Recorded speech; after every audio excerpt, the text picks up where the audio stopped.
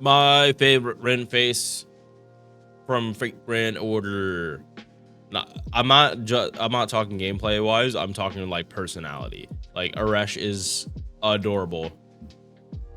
She's like a lot of the issues that people have with Rin, like how pushy she is not present in Ereshkigal. Ereshkigal is like the side of Rin that she showed Emiya, like the cute side, not the demon that she is, the Red Devil. Ishtar has like some of the most aggressive traits of Rin. They're on full display and they resonate so well with Ishtar. Ereshkigal, not so much. Literally all the insecurities that you see Rin going through during the Heaven's Heel route, like her insecurity about like hurting Sakura and actually killing her, is shown in full display with Ereshkigal. Also, best part about Ereshkigal, when she fucks up, it might be really bad, but at least she didn't do it on purpose. If you played Summer 2, you know exactly what I'm talking about when Ishtar literally fucks you over for her own gain. It is like Ishtar, it's the kind of shit you think Ishtar from Fate Strange Fake would be pulling, just not nearly as horrific. Because that is Ishtar on full blast. Rin tempers these goddesses. She tempers the extremes. Despite how extreme Rin can be.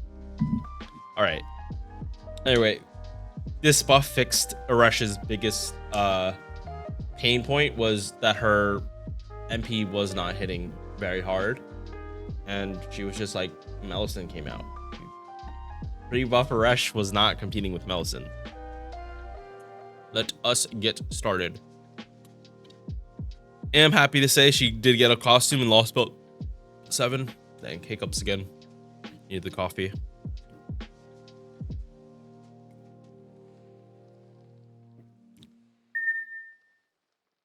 And it is a significant costume change. Like, very different sprite.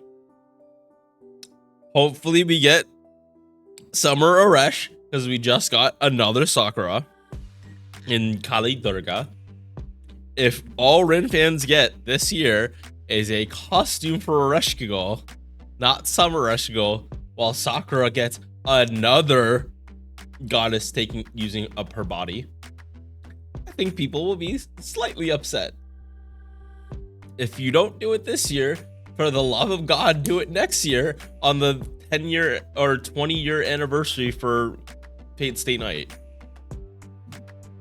Like, my God, Eresh does not get love. It's sad. Or Rin does not get the love. After Spacious Shard, they're like, nope, too much. Yeah, like in before Summer Spacious Star. In before that, chat. So base attack, it's low. It is low, but base HP is, I think, second highest in the game, fourth highest. It's definitely up there. Jinako definitely has the highest HP, but like Eresh is really tanky for a Lancer. Like really tanky. And it's not just the HP. MP charge 0.54% with a 6-hit arts card. If you crit on this, your MP literally is gonna go like 0 to 70. Like, this is a really strong arts card if you put it in the command codes. Whether you're doing a mighty chain or not, you want this last. You want maximum refund on this. If you can get an arts lead too, even better, or a mighty chain, whichever works or is easiest, it's gonna refund a lot. To complement her being tanky, 4% MP charge. Slightly lower star gem, but nothing you need to worry about. Like literally 2% off the base. It counts. Good quick cards. Amazing arts. And then 4-hit extra attack. It's not gonna be amazing, but you might still want to be clicking this thing for refund purposes. Because you want Eresh spamming that MP in a boss fight. You really want it. Especially with this buff. It does so much for her. It truly does. First skill. Chance to grant debuff immunity. Chance to grant insta-kill immunity. Buff removal resistance 100% for 1 turn. And then grant self invul for a turn.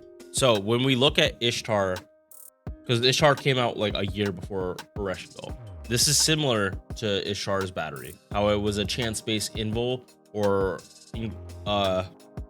Invul Pierce. You can get both of them, but it was 20%. Of course, they're gonna give Eresh this. These are a lot more powerful for challenge quests though than just a regular Invul or Invul Pierce. These will literally save your runs. At the very least, the Invul is there at all times. These stop challenge quest mechanics from like fucking with you. Invul Pierce or debuff immunity, you stop getting like you don't get ticked to hell. You don't get your damage cut. Insta-kill immunity, this rarely comes up, but there is a different method to get it with her now. And the buff removal resistance, you would really wish this was 100%. You really wish this was 100%. I hope if they decide to buff Ereshkigal, they buff blessing her 3rd skill to give her buff success rate, and that's all they really need to touch on that skill because it really is good. Her 3rd skill is really good, and like her whole gimmick for her kit. 6 turn cooldown. 2nd skill, 50% mana burst, 50% battery. She cannot double stack this buff. She can. Again, just like Drake, not unless you're popping all the Koyanskaya batteries on the same turn is the only time you're double stacking this. So only like 2 wave encounters. But that's not realistic, and you'd be getting overcharge 200% on that by default. If you're double popping this and like you're resetting the cooldown, you have to be getting 200% battery.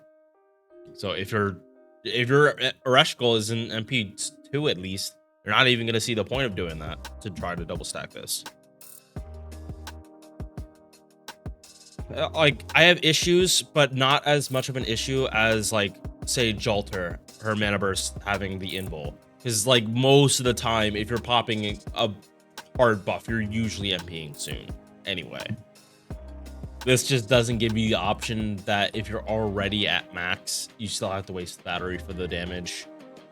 It's inconvenient at best, but it's not I have to choose between damage and staying alive. At least those two are on different skills, and at least this is guaranteed on an RNG skill. 3rd skill, Blessings of Her. You cannot stack this buff. You need to wait for it to run out before you can do it, before you can pop it again. Otherwise, you're wasting your time. It's gonna do nothing. This part is unstackable.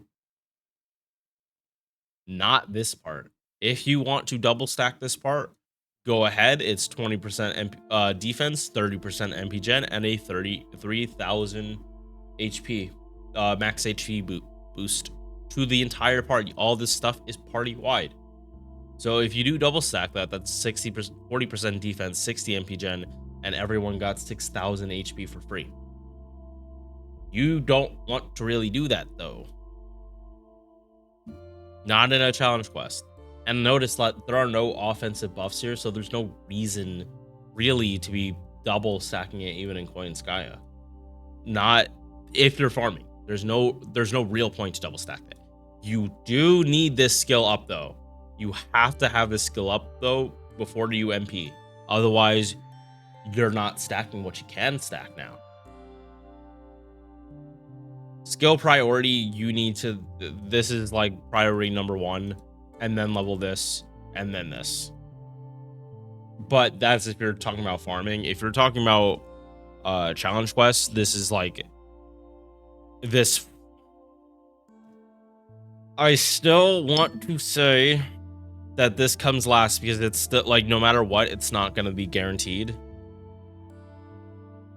Yeah, this is even with challenge quests in mind, this is your lowest priority because these two skills are just so integral to her gameplay. Magic resist 12.5%. Harder debuff. Territory creation A plus 11% art scarred.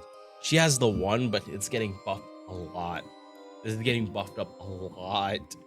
I'm not joking. Like, if you crit, like if you put this in a mighty chain and you like, this is the last card in it and it crits, you are literally getting your entire MP back. 100%, you're getting your entire MP back. It's like, especially after, if you do double stack this, you are 100% getting that MP back at the end of the turn.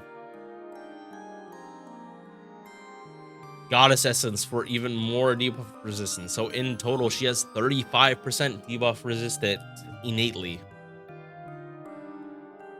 And that's a lot. It's hard to debuff her. And then she also has debuff immunity and instant kill immunity and instant kill immunity and buff removal resistance. She has the kit for a challenge quest. Bond CE, mana loading, extra attack, and you might be wondering why she has this. It's so that she can deal with the enemies that are most commonly doing instant kill. She is anti that, and this lets her do more damage against the enemies that are doing it. Is this a priority you should level? No, but that's the use case for it, and it does come up. Like, if you take all servants, assassins are the ones that are most likely to be instant killing you. So we'll get to it in a second with her MP buff. It plays that up a lot more.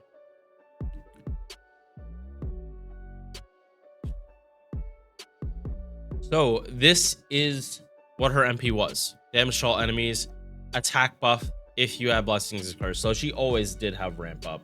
It activated after damage though. So unfortunate. But I mean, for the face cards after, it was doing some stuff.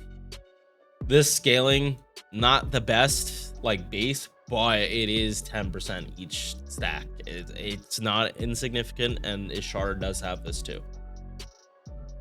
So she will always have a buster buff when she MPs. Just might not be the best. Buff. They gave her a power mod against Earth attribute. Again, it makes sense. She's the terrible Earth Mother. It would make sense that she would have an advantage against all Earth attribute servants. Attack buff is staying the same. Crit attack chance resistance by 20% for 3 turns. And remember, you're MPing multiple times with this. So the turn after you pop, like in farming, or after you like pop this MP 3 turns, you have 60% crit attack chance resistance. That is so insanely high. You shouldn't ever be getting crit at that point. Oh yeah, and then insta kill immunity for 3 turns. So that's why you don't need to level this. For the insta kill means, you just need to pop the MP first. You don't need to like worry about an RNG skill. This is guaranteed. For challenge quests that deal with it, amazing. It is fantastic to have this because it's your whole party that's not getting insta kill. The whole party, not just her. OC scaling still the same. God damn, this is a lot for an MP buff. It shows how much Melusine is a threat. They buffed 2 of her competition like back to back, or not back to back, but like very close duration. Lartoria just got buffed like 2 months ago, or was it last? Yeah, 2 months ago with the Grail Front. God, I can't believe that was 2 months ago. It feels like so much longer ago. I think that's more reading the lost spells than anything. It feels like it was a while ago. And Star Rail, that too. Both those things are definitely taking up the time. Mats to be leveled. Chains. If you are, oh, and needle, stakes, chains and stakes. If you do not have a lot of those, oh my god, you're gonna be hurting for a while. Because this is, again, 132 and then plus 29, so 151.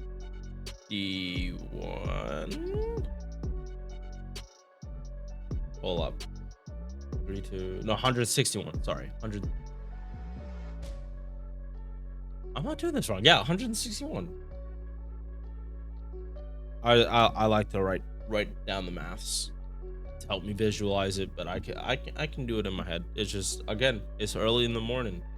I still haven't finished my coffee.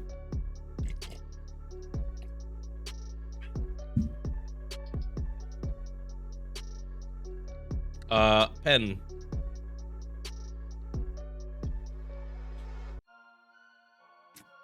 That's how you know she's supposed to be competition from Melusine, because they're asking you to take mats from Melusine. They're actively asking you to take mats away from Melusine to level Eresh as a pen, which he does not need, unless you're doing like the Coin Sky Dark stuff that I talked about last video with Drake, because they both have 50%. You could pop Coin Sky Dark's AoE 30% Buster buff. That is also a 30% battery. And then you don't care about what CE you have on. You could run 6 of the 5-star CEs if you wanted, and like still do the farm without Coin Sky and Castoria and stuff. Bond CE, party buster performance, and MP damage while she's on the field. Interesting that she has MP damage here. That's kind of interesting, because she doesn't have it anywhere else in her kit. So it's really hard for me to say what to buff with Eresh, because she definitely could use a buff. 100% she could use a buff. But what exactly are you going to buff about it? Give her MP damage where? Here? I could see it. I could see them slapping MP damage on here, like 20% to the party. Then you're double stacking it. Then her damage is gonna shoot up. First time I'm actually bringing this up this video. As you can see, she completely demolishes Lartoria. This MP buff is massive for her. The fact that she is ramping up attack as she MPs, it's not the fastest, but she does have some kind of ramp up.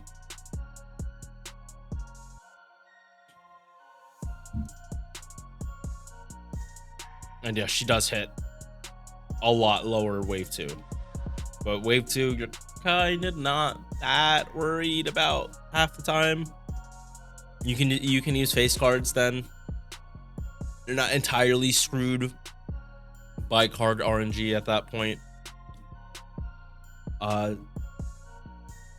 So it's an issue, 100%. It's an issue that her turn 2 damage is not that much lower, but still lower than turn 1. But I think you can just fix this by bringing in swapping in Oberon and just popping his 20%, because you don't really need it. You don't really need the 20% with Oberon. It's not unless you're starting from like a 30% CE. Or yeah, no, you need to be starting with like a 30% to actually need Oberons. And again, if you have the mana loading, you don't even need that. Yeah, I would say if you want to fix this, just bring in Oberon. He'll up the damage with her new buff, and then the jump won't be as severe, but it will be a jump. Yeah, but if you compare to Melusine with the same CE, she does 50% more damage. Yeah, That's, and then you can just use her with Black Rail, and she does like almost double her damage. Yeah, like she does double the damage of Roma with Black Rail, but Roma also has weird ramp up where he'd want to be in a challenge quest, not necessarily farming. Yeah.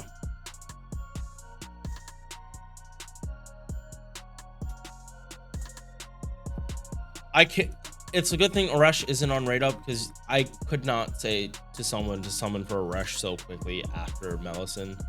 If you have Eresh, you're gonna be happy. Her MP buff is so good for her. So fucking good. The Earth attribute is definitely something, and it does give her the chance to stand out against Melusine. It does give her that chance. It's just Melusine is kind of just like universally good, and like Earth attribute, you kind of have to know in advance you're gonna be doing that.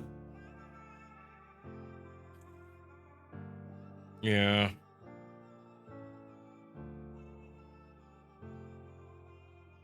Yeah, it doesn't put her miles above Lartoria, but Earth attribute is more common than chaotic evil. It is. It just is. Like a lot of, like, especially because trash mobs don't have alignments. And her other competition, Roma, you need to stack it up. While Melusine is, you put on Black Rail and you're good. They're all different. They all have like advantages to the other. It just like really, you need to not research, but you need to look up what you're fighting if you want to actually care about the difference. Because at a certain point, they're all doing the same shit. At a certain point, they're all gonna do the same shit, and Melusine just has more options because of her ridiculous batteries that she has. Again, you did not need 100% battery. 50 would have been fine and wouldn't have changed anything about her. Or it would have required more investment. Just saying. Anyway, I want to get ready to start streaming, so I will see you guys in the next one. Peace. Thank you for making it to the end of this video. If you enjoyed, drop a like or sub. Hope to see you in the next one. Peace.